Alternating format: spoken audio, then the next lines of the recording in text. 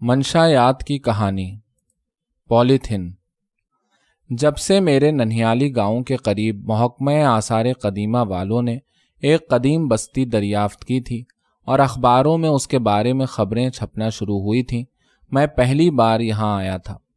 یوں اس بارے میں ماموں جان سے خط و کتابت تھی اور انہوں نے مجھے خطوط کے ذریعے کھدائی میں دستیاب ہونے والے کھنڈروں، برتنوں، پتھروں، اوزاروں، ہتھیاروں، زیوروں، ڈھانچوں، کھوپڑیوں اور دوسری چیزوں کے بارے میں بہت سی دلچسپ معلومات بہم پہنچائی تھیں، مگر اب میں یہ سب کچھ اپنی آنکھوں سے دیکھ رہا تھا۔ وہی دشوار گزار بھوتوں کے مسکن ٹیلے، جہاں سے لوگوں کو طرح طرح کی آوازیں اور چیخیں سنائی دیا کرتی تھیں اور جو وبال جان معلوم ہوتے تھے، اب گاؤں کے بہت سے لوگوں کی روزی کا وسیلہ بن گئے تھے۔ ایک معمولی اور گمنام گاؤں ایک اہم قصبے کی حیثیت اختیار کرتا جا رہا تھا۔ پکی سڑک سے گاؤں آنے والا کچا راستہ، جس پر ذرا سی بارش کے بعد چلنا دشوار ہو جاتا تھا، پختہ سڑک میں تبدیل ہو رہا تھا۔ سرکاری مکانات، کھدائی اور سڑک کی تعمیر کی وجہ سے گاؤں کے لوگوں کو گھر بیٹھے روزگار مل گیا تھا۔ گاؤں کی دکانوں پر شہروں اور قصبوں کی طرح روزمرہ ضرورت کی ہر چیز دستیاب تھی۔ اچھی برانڈ کے سگریٹ، عمدہ کوالٹی کی چائے کی پتی اور خالص بناسپتی کے بند ڈبے، چائے اور شربت کے کئی ایک ہوٹل اور کھوکھے کھل چکے تھے۔ باغ علی عرف بگو ماچھی کی ماں نے گاؤں والا قدیمی تنور چھوڑ کر ٹیلوں کے قریب جہاں کھدائی ہو رہی تھی نیا تنور لگایا تھا۔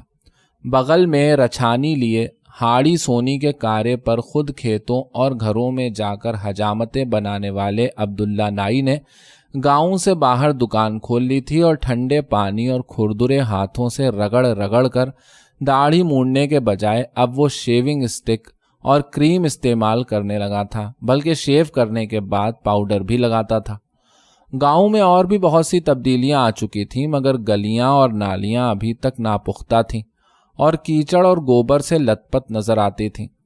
سانسیوں کی ٹھٹھی کے قریب ایک نالی اتنی پھیل گئی تھی کہ مجھے کار وہیں روکنا پڑ گئی تھی۔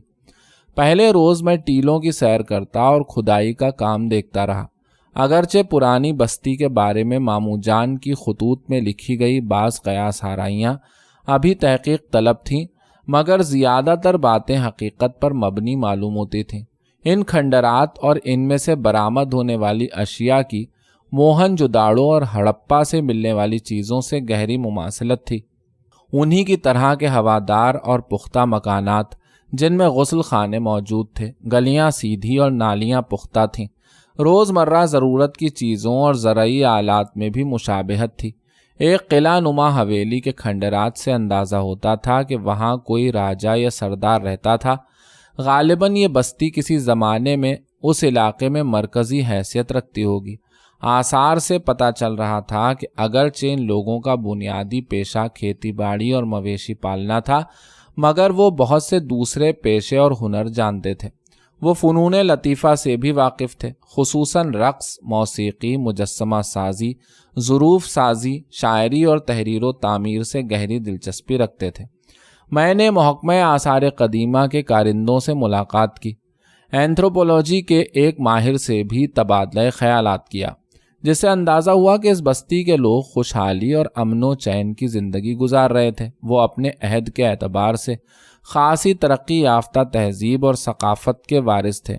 میں نے سوچا کہ اگر وہ لوگ یوں ہی امن، چین اور خوشحالی کی زندگی گزارتے رہتے تو اپنے لوگوں کو علم اور تہذیب و تمدن کی ترقی سے کبھی محروم نہ رکھتے، مگر پھر شاید غیر ملکی حملہ آوروں نے یلغار کر دی اور سب کچھ تہس نہس ہو گیا۔ ان حملہ آور اجڑ اور وحشی قبائل نے گھروں کو جلا ڈالا اور بستی کو مسمار کر دیا، فصلیں اجاڑ ڈالیں اور لوگوں سے مویشی، اناج، زیورات اور عورتیں چھین لیں۔ مردوں کو تہہ تیغ کر دیا یا انہیں غلام بنا لیا۔ بعض جنہوں نے طاعت قبول نہ کی، جنگلوں بیلوں میں پناہ لینے پر مجبور ہوئے اور جب تک بن پڑا ان لٹیروں سے اپنی زمینیں اور عورتیں واپس لینے کے لیے برسر پیکار رہے، جنہوں نے اصل باشندوں کو بے دخل کرنے کے بعد مسمار شدہ بستی کے قریب ہی نئے گاؤں تعمیر کر لیے تھے اور وہاں مستقل طور پر قابض اور آباد ہو گئے تھے۔ بے دخل کیے جانے والے بستی کے اصل باشندے آہستہ آہستہ بھوک، بیماری اور کسمہ پرسی کا شکار ہو کر کمزور پڑتے گئے۔ پھر انہوں نے نئی بستیوں کے قریب تالابوں کے کنارے ٹھٹھیوں اور جھگیوں میں رہنا شروع کر دیا اور چوڑے، چمار، گگڑے اور سانسی کہلانے لگے، اور آہستہ آہستہ بھول گئے کہ کبھی وہ ان زمینوں اور بستیوں کے اصل وارث تھے۔ میرے لیے یہ سب باتیں نئی اور انوکھی تو نہ تھیں۔ میں قدیم تہذیبوں کے بارے میں پڑھتا سنتا رہا تھا، لیکن پھر بھی کسی مٹی ہوئی تہذیب کو اتنے قریب سے دیکھنے کا میرا یہ پہلا اتفاق تھا، اور کتنی حیرت کی بات تھی کہ ایک بستی جو کھنڈر ہو گئی تھی، ایک تہذیب جو مر گئی تھی، وہ آثار کے ذریعے صدیوں کے بعد دوبارہ زندہ ہو گئی تھی۔ مگر اس تہذیب کے وارث جو نامساعد حالات میں بھی ہزاروں برسوں سے زندگی گزارتے چلے آئے تھے، یہاں تک آتے آتے اصل میں کھنڈر ہو چکے تھے۔ دنیا کہاں سے کہاں پہنچ گئی تھی، مگر وہ اپنی زندگی اب بھی صدیوں پہلے کی طرح بلکہ اس سے بھی بدتر طریقے سے گزارنے پر مجبور تھے۔ شام کو میں گاڑی کا تیل پانی چیک کرنے گیا تو سانسیوں کی ٹھٹھی کا چکر لگا آیا۔ وہ بالکل مویشیوں کی طرح رہتے تھے۔ یوں معلوم ہوتا تھا جیسے بستی کے اجڑنے کے بعد وہ ابھی ابھی لٹ پٹ کر یہاں آئے ہوں اور ان کا یہاں مستقل یا زیادہ دیر تک رہنے کا کوئی ارادہ نہ ہو۔ رات کو ماموں جان کی بیٹھک میں محفل جمی۔ گاؤں کے کچھ اور لوگ بھی موجود تھے۔ بڑی دیر تک گپ شپ چلتی رہی۔ گفتگو کا زیادہ تر حصہ سانسیوں اور گگڑوں کی حالت، جرائم کی طرف ان کے رجحان، ان کی محرومیوں اور ان کے ماضی اور مستقبل کے متعلق تھا، اور ہر شخص ان سے ہمدردی کا اظہار کر رہا تھا۔ مگر ایک بات کی کسی کو سمجھ نہ آ رہی تھی کہ وہ خود کو کس کے ساتھ منسوب کرے، فاتحین کے ساتھ جو غاصب اور لٹیرے تھے، یا مفتوحین کے ساتھ جو مردار کھاتے، گندی جگہوں پر رہتے اور گندے مندے کام کرتے تھے۔ اس سے اگلے روز کا واقعہ ہے۔ ہم سب گھر والے برآمدے میں بیٹھے دوپہر کا کھانا کھا رہے تھے کہ باہر کا دروازہ نیم وا پا کر ایک پلہ اندر گھس آیا۔ ماموں جان کی عادت ہے کہ وہ کھانا کھاتے ہوئے ہڈیاں پلیٹ میں نہیں رکھتے، زمین پر پھینکتے جاتے ہیں۔ مومانی جان ان کی اس عادت سے بڑی تنگ ہے۔ ہڈی فرش پر پڑی ہو تو بلیوں اور کتوں کو کوئی کہاں تک روک سکتا ہے۔ انہوں نے بڑے لڑکے احمد سے کہا کہ وہ پلے کو باہر نکال کر دروازہ بند کرائے۔ وہ کاہلی کا مارا ہوا ابھی اٹھنے کے لیے پر تول ہی رہا تھا کہ ایک کالا بھجنگ بڑا سا لڑکا، جس کی شکل و صورت عجیب سی تھی، دروازے میں آ کر کھڑا ہو گیا۔ پھر ہمیں کھاتے پیتے دیکھ کر ہونٹوں پر زبان پھیرتا ہوا اندر آ گیا۔ مومانی جان نے احمد سے کہا کہ وہ پلے کے ساتھ اسے بھی باہر نکال کر دروازہ بند کرائے، مگر ماموں جان نے منع کر دیا۔ پھر انہوں نے روٹی پر تھوڑا سالن رکھ کر ہاتھ اس کی طرف بڑھایا۔ اس نے روٹی ان کے ہاتھ سے جھپٹ لی اور وہیں کھڑے کھڑے چٹ کر گیا۔ اس کے کھانے کا انداز عجیب سا تھا، کیا کہوں کیسا تھا، بس یوں سمجھ لیجئے کہ کھاتے ہوئے وہ آدمی معلوم نہیں ہوتا تھا۔ میں نے پوچھا، یہ کون ہے؟ یہ کالو ہے، ماموں جان نے جواب دیا۔ سانسیوں کا لڑکا ہے، بیچارہ بے عقل اور بے زبان ہے، سن بھی نہیں سکتا، چھوٹے لڑکے گگو نے بتایا۔ صرف ڈنڈے کی زبان سمجھتا ہے، سمینہ بولی۔ میں حیرت اور افسوس سے کالو کی طرف دیکھ رہا تھا۔ سمینہ کہنے لگی، بھاجی یہ بھی کھدائی میں نکلا ہے، اب اسے عجائب گھر میں رکھا جائے گا۔ اس پر سب ہنسنے لگے۔ پھر ماموں جان نے ایک عجیب بات بتائی۔ کہنے لگے، جس طرح بعض بچوں کو مٹی، گاچنی یا کوئلے کھانے کی لت پڑ جاتی ہے، اسی طرح کالو کو مومی کاغذ کھانے کا چسکا ہے۔ وہ ہر وقت یہ کاغذ تلاش کرتا پھرتا ہے۔ میں سمجھ گیا کہ مومی کاغذ سے ان کی مراد پولیتھین تھی۔ میں نے پوچھا، یہ عادت اسے کب اور کیسے پڑی؟ ہمیں اس کا علم نہیں، ماموں جان کہنے لگے۔ اس کی ماں کو معلوم ہوگا، ہو سکتا ہے وہ بچپن میں اس کے منہ میں چسنی کی جگہ مومی کاغذ کا ٹکڑا ڈال دیتی ہو تاکہ وہ اسے چبانے میں لگا رہے اور وہ کام کاج کرتی رہے، یا شاید اس نے شروع میں ایسے کاغذ کھائے ہوں جن کے ساتھ کوئی میٹھی یا نمکین چیز لگی ہوتی ہو۔ اب بیچاری اس کی ماں سارا دن دکانوں، گلیوں اور اروڑیوں سے مومی کاغذ جمع کرتی رہتی ہے۔ میں نے حیران ہو کر پوچھا، کیا اس کے کھانے کے لیے؟ نہیں، وہ کہنے لگے، وہ یہ کاغذ جمع کر کے جلا دیتی ہے تاکہ کالو کے ہاتھ نہ لگیں اور وہ انہیں نہ کھا سکے۔ بستی کی دریافت سے بیچاری کا کام بڑھ گیا ہے۔ شہر سے آنے والوں کے ساتھ مومی کاغذ کے لفافے کثرت سے آنے لگے ہیں۔ پھر گگو نے ہاتھ بڑھا کر تپائی پر رکھے مٹھائی کے ڈبے سے پولیتھین کا لفافہ اتارا اور اسے کالو کو دکھا کر ہوا میں اچھال دیا۔